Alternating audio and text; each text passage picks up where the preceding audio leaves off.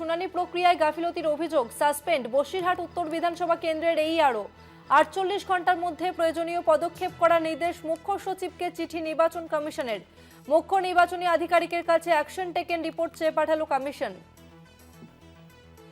48 ঘন্টার মধ্যে পদক্ষেপ করার নির্দেশ নির্বাচন কমিশনের। মুখ্য সচিবকে চিঠি নির্বাচন কমিশনের।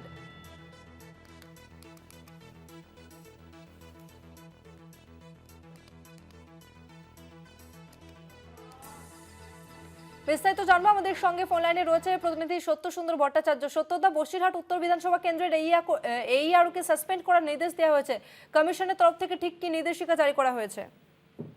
দেখো, শুনানি প্রক্রিয়াতে বেশ কিছু গাফিলতি নজরে এসেছে নির্বাচন কমিশনের, এবং সেই লক্ষ্যেই কিন্তু বসিরহাট উত্তর বিধানসভার যিনি AERO এবং সেই সঙ্গে BDO দায়িত্বে ছিলেন বসিরহাট 2 এর, তাকে সাসপেন্ড করার নির্দেশ দিয়েছে নির্বাচন কমিশন। ইতিমধ্যেই রাজ্যের মুখ্য সচিবকে চিঠি দিয়ে এই নির্দেশ দেওয়া হয়েছে তাকে সাসপেন্ড করার জন্য, এবং সেই সঙ্গে তার বিরুদ্ধে ডিসিপ্লিনারি প্রসিডিংস অর্থাৎ তার বিরুদ্ধে বিভাগীয় তদন্ত প্রয়োজনীয় ব্যবস্থা নেওয়ার নির্দেশও দেওয়া হয়েছে।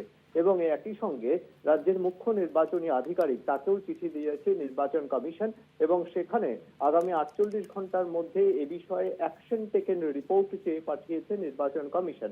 অর্থাৎ এর আগে দেখতে পাওয়া গিয়েছে যে AERO দায়িত্ব পদে থাকাকালীন তিনি অ্যাডিশনাল AERO হিসেবে আরো 11 জনকে তিনি সেখানে নিয়োগ করেছিলেন। এই নিয়োগকে কিন্তু কোনোভাবে নির্বাচন কমিশনের নজরে এই নিয়োগকে অবৈধ মনে করা হচ্ছে। তার কারণ হিসেবেই কিন্তু তার বিরুদ্ধে এই ব্যবস্থা নেওয়ার নির্দেশ দেওয়া হয়েছে এবং তাকে সাসপেন্ডের নির্দেশ দিয়েছে। এবং যে 11 জন AERO কে অ্যাডিশনাল AERO কে তিনি নিয়োগ করেছিলেন, তারা 22 তারিখ থেকে 31 তারিখ পর্যন্ত ডিসেম্বরের সেই সময়ে যে সমস্ত হিয়ারিং নিয়েছেন, যে সমস্ত শুনানি হয়েছে, সেই শুনানিগুলোকেও কিন্তু নজর রাখছে নির্বাচন কমিশন, এবং সেই শুনানিগুলো কিভাবে তিনি নিতে পারেন এই 11 জন অ্যাডিশনাল AERO, সেটা নিয়েও নির্বাচন কমিশন প্রশ্ন তুলেছে।